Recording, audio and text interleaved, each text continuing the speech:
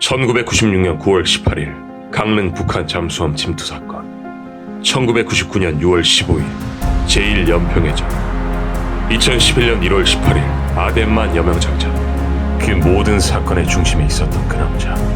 아니 진짜로 섭외하셨다고요? 아 진짜 괴물이세요, 진짜 괴물. 야, 참 이거 장난 아니다 이런 생각이 들었어요. 권총 한자로 가지고 들어갔죠. 다들 싸한 분위기죠.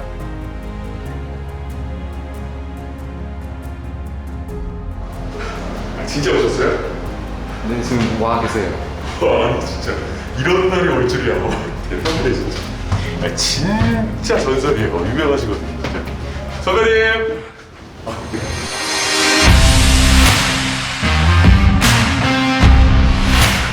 반가워요. 아니 뭐 저녁에 있으니까 이제 형이라고 불러도 되겠죠? 아, 그래요. 다들 그 부분에서. 아, 좋아. 쉬워. 역시 빡빡이 아저씨야. 아니 저 때는 이제 그 군무가 떨어지기 전에도 이제 다 바로 대가리 막았다. 머리 박았거든요. 이제 아주 그냥 선배님. 넘어갈게요. 와우 친구들, 빡빡이 아저씨야. 자 여러분, 오늘 진짜 엄청난 분을 모셨습니다. 진짜 저희 저희 부대 내에서도 굉장히 유명하시고 전설처럼 불리시는 분인데, UDT 레전드 오브 레전드, 이제 UDT 중에서도 전설 중에 전설, 네, 유병호 주리님, 제 마음속의 전설 유병호 주리님을 부르시겠습니다. 선배님. 반가워요. 네, 잘 부탁드리겠습니다. 좋습니다. 네. 육포 단백질 준비해놨습니다. 네. 그래요. 운동하고 나서는 근성장이 제일 중요하기 때문에. 자, 그렇습니까? 속상하네요, 그죠? 역시 유학적으로, 영양학적으로. 인간 유병호 하면 이제 너무 할 얘기가 사실 이제 너무 많지만, 네, 뭐 강릉 북한 잠수함 침투 사건, 뭐 아덴만 여명 작전, 뭐 이제 미실 6팀 이제 대구부르랑 이제 뭐 사격했던 그런 이야기도 정말 많은데, 그 강릉 북한 잠수함 침투 사건 당시에 이제 한 채 망설임도 없이 권총 한 자루를 들고 이제 따로 제일 선봉에 서서 침투를 하셨는데, 이제 그때 사실 좀 무섭거나 막 그러진 않으셨습니까? 정말? 그런 부분들은 일단 그 명령에 의한 집단이고 그렇게 길들여져 왔다 이런 생각을 했기 때문에 그런 생각은 없었어요. 이제 그냥 명령에, 군인은 사실상 어떻게 보면 명령에 죽고 명령에 사는, 네. 그 부분에 대해서 혹시 좀 약간 그 당시에 이제 그 침투 당시에 있었던 일들을 조금 더 자세하게 조금 한번 이야기를 해주실 수 있는지. 96년도 생생하죠. 9월 18일, 그러니까 새벽 5시에 비상이 걸렸어요. 부대 들어왔는데, 들어와서 보니까 상황이 뭐 엄청 긴박하게 막 돌아가는 거예요. 뭐 북한 잠수함이 뭐 동해에 침투했다라고 그래가지고, 그래서 비상대기 이제 태세에 갇혔기 때문에 20분 안에 전부 다 이제 뭐 비행장에 도착합니다. 비행장에 도착해가지고 이제 헬기 2대에 편승해가지고 진해에서 동해로 옵니다. 잠수함을 이렇게 한 바퀴 선회로 쭉 해보니까, 야, 참 이거 장난 아니다 이런 생각이 들었어요. 그래서 이제 거기 우리가 한 17명이 왔습니다. 그래서 헬기 안에서 간단한 브리핑이 이루어진 거죠. 자, 공격 1조, 공격 2조, 저격조, 지원조, 경계조까지 17명을 가지고 어떻게 할 것인가, 현 상황을 먼저 그림을 그려놓고 시작하자. 현장에 도착하니까 그 현장 브리핑이 있습니다. 그래서 최초 택시 기사가 현장에서 본 그 신고 내용을 보게 되면 안에 비명 소리가 나고 하염이 났고, 그래서 실질적으로 이제 이 상황은 이렇게 벌어졌는데 누군지 모르지만 들어가야 된다라는 얘기를 하죠. 그 이제 싸한 분위기죠. 그래서 이제 이 사람들이 이놈들이 딱 침투 나가면서 잠수함에다 포격을 설치해놓고 나갔다 들어가면 터지도록 해놨다라는 그러한 이제 시나리오가 된 거죠. 그 상황에서 다들 서로 눈치만 보고 있는 거죠. 그 임무가 떨어졌어요. 그래서 권총 한 자로 가지고 들어갔죠. 다들 싸한 분위기죠. 내가 1번 들어간다. 1번으로. 네, 내가 1번 들어간다. 그랬을 적에 싸한 분위기에서 9월 전역하는 그 후배들 2명이, 9월 전역하는 그 후배들 2명이 따라온다고 그랬어요. 그래서 곧바로 잠수함에 보보트를 대고서 이제 권총 한 자를 딱 가지고, 그 당시는 뭐 방탄조끼라든지 이런 건 없었어요. 다만 군인 정신, 명령에 의해서 되는 거니까, 어쨌든 상대방이 나를 쐈을 적에 정확히 맞지 않는다면 나는 당길 수 있다라는 뭐 그런 생각이 가장 컸죠. 해치 열고서 들어가는데 사람이 그렇잖아요. 이렇게 딱 들어가면 이 선수냐 선미냐 양쪽 중에 한쪽을 택해야 돼요. 네. 선수를 택하면 분명히 먼저 물에 선미던 선수든 뒤가 뜨뜻해지거든요.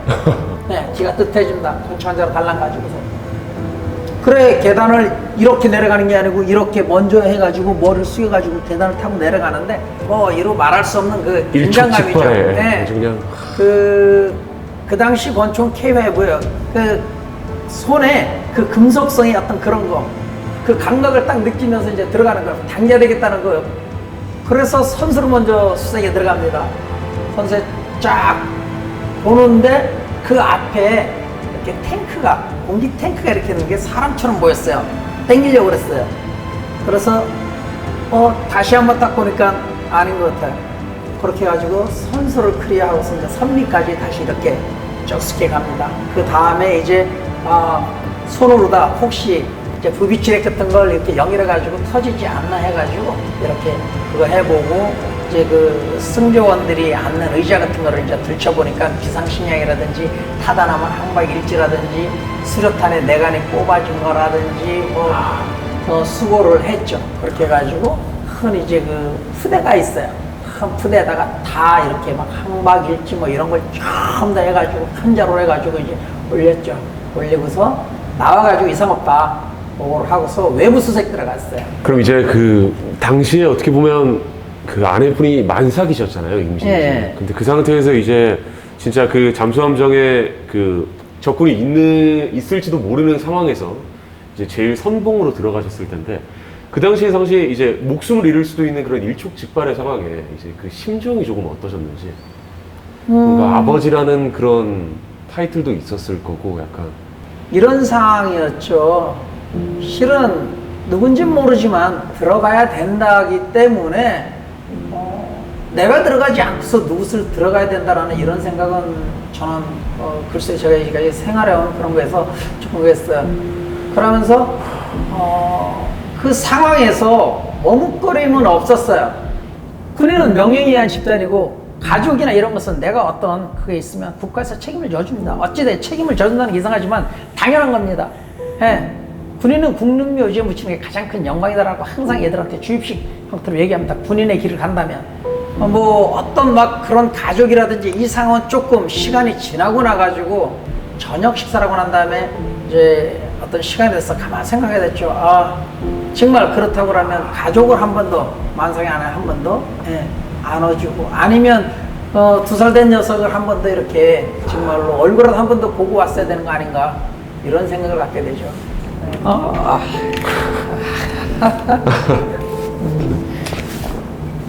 그렇죠. 그런 부분들이 저는 이제 가족들한테 참 미안하죠. 그 돌이켜보면 지금 아내분은 뭐라고 하세요? 그 당시에 그 당시에 아내는 좀 담담하죠. 담담하면서 가슴앓이를 많이 하죠. 그 당시 그러면서 간절하게 뭐 물을 떠놓고 빌고 그런 부분들이 좀 많이 있었죠.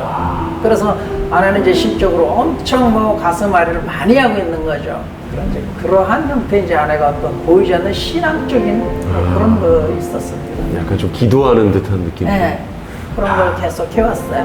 보니까 몰랐어요, 저 시간이 지난 다음에. 선배님 이제 또 그 일반인 분들이 약간 그 강릉 잠수함 사건 관련해서 이제 또 궁금해하시는 게 이제 권총을 한 자로 들고 가셨다고 하는데 이제 그 당시에 사실 뭐 기관총이나 이런 다른 무기를 또 들고 갈 수 있었지 않았을까 이렇게 또 이야기를 좀 많이 하시는 분들이 계시더라고요. 기관총하고 권총하고 잠수함 안이 좁기 때문에 기관총 불편해요.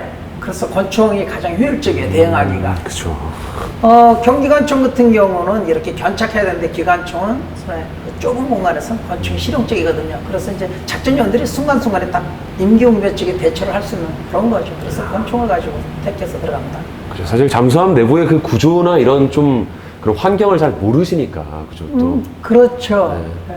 어떻게 보면 일촉즉발의 상황으로서 사실 내 한 움직임으로서 내가 당할 수가 있는 거고 적이 당할 수가 있는 거고 그런 상황이니까 그죠. 맞습니다. 사실 그리고 이제 또 강릉 잠수함 사건뿐만 아니라 또 이제 아덴만 여명 작전에 또 중심에 계시지 않습니까? 소말리아 해적들은 이미 9차례나 우리 선박과 선원을 납치해 첩장금을 요구했다. 그런데 2011년 또다시 우리나라 상선이 해적에게 납치당하는 사건이 발생했다. 아덴만에 이제 저는 이제 그 작전에 투입되진 않았어요. 그렇지만 이제 그 작전 요원들을 저들이 임무를 93년도에 부여받았어요. 해상태트로 임무를. 우리 그 특선 전단 UDT에서 날고 긴다 한 그 요원들을 35명을 착출했어요. 네, 저하고 지휘관분하고. 해군 작전사령부는 작전 대원들에게 필요한 정보를 수집해 청해부대에 보내고 작전 계획을 세우기 시작했다. 항상 임무만 주어지면 어떠한 상황이든지 몇백 퍼센트 작전을 성공할 수 있다라는 훈련을 실전처럼 항상 땀의 대가에 대해서 소중한 것을 항상 강요했죠. 해상작전 헬기는 하늘에서 해적들이 갑판으로 나오지 못하도록 하는 위협 사격을 한다. 한편 바다 위 전투함에서는 특수대원들이 무사히 배에 오를 수 있도록 어무 사격을 한다. 그러나 위험은 곳곳에 도사리고 있다. 마치 자로 잰 것처럼 높이가 많은 사다리를 이용해 1번 대원부터 배에 오르기 시작했다. 철저한 장비와 신속한 움직임 덕분에 배에 오르는 동안 단 한 사람도 다치거나 피해를 입지 않았다.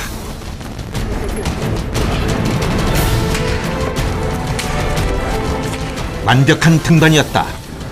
작전에서 가장 힘든 고비를 넘긴 것이다. 납치된 배 위에 올랐지만 한시도 방심할 수 없다. 설계도를 보고 수백 번도 넘게 도상 훈련을 했지만 도면과 실제 현장은 다르기 때문이다. 언제 어디서 해적들이 나타날지 모르는 상황에서 한순간도 긴장을 늦출 수 없다.